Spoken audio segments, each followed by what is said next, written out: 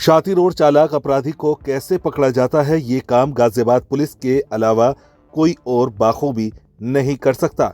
ऐसा हम इसलिए कह रहे हैं क्योंकि कुछ क्राइम ऐसे होते हैं जिनका सुलझाना नामुमकिन सा रहता है।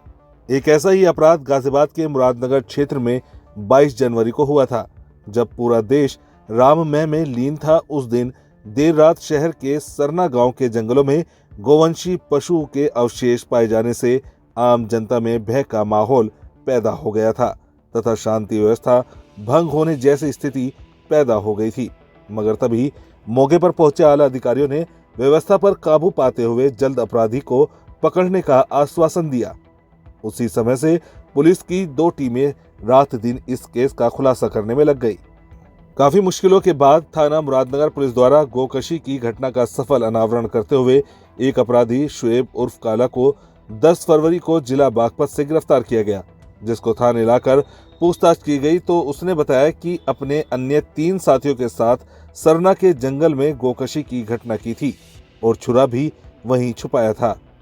वहीं 11 फरवरी की देर रात में थाना मुरादनगर पुलिस शुएब उर्फ काला उम्र 20 वर्ष पुत्र इकबाल निवासी मोहल्ला धोबियान चुंगी नंबर 3 थाना मुरादनगर गाजियाबाद को घटना में प्रयोग किए गए छुरे को सरना के जंगल में छुपाए गए स्थान पर बरामदगी हेतु ले गए।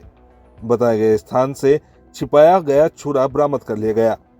तभी शुएब उर्फ काला ने पुलिस की पिस्टल को छीनकर पुलिस पर जानलेवा हमला करते हुए भागने का प्रयास किया, जिस पर थाना पुलिस द्वारा आत्मरक्षा की गई और जवाबी फायरिंग की, जिसमें शुएब के दाहिने पैर में गोली लगने से वो घायल हुआ। पुलिस द्वारा घायल अभियुक्त को इलाज हेतु CHC भेजा गया।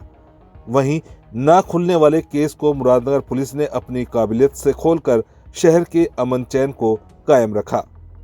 गाजियाबाद से अफशार उल हक की रिपोर्ट, नेशन न्यूज 18। विगत दिनों 22 जनवरी 2024 को थाना मुरादनगर कमिश्नरेट गाजियाबाद में एक गोकशी की घटना हुई थी। इस घटना के बाद पुलिस द्वारा तत्काल सुसंगत धारा में मुकदमा पंजीकृत किया गया। इसमें मुझ ACP द्वारा तत्काल 2 टीमों का गठन किया गया ताकि अभियुक्तों की शीघ्र गिरफ्तारी किया जा सके।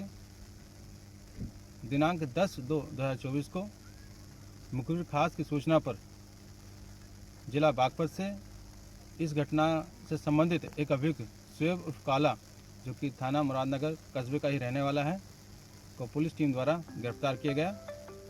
अभियुक्त को थाना मुरादनगर में लाकर गहन पूछताछ की गई, जिसमें अभियुक्त द्वारा बताया गया उसने ये घटना अपने 3 अन्य साथियों के साथ मिलकर अंजाम दी थी।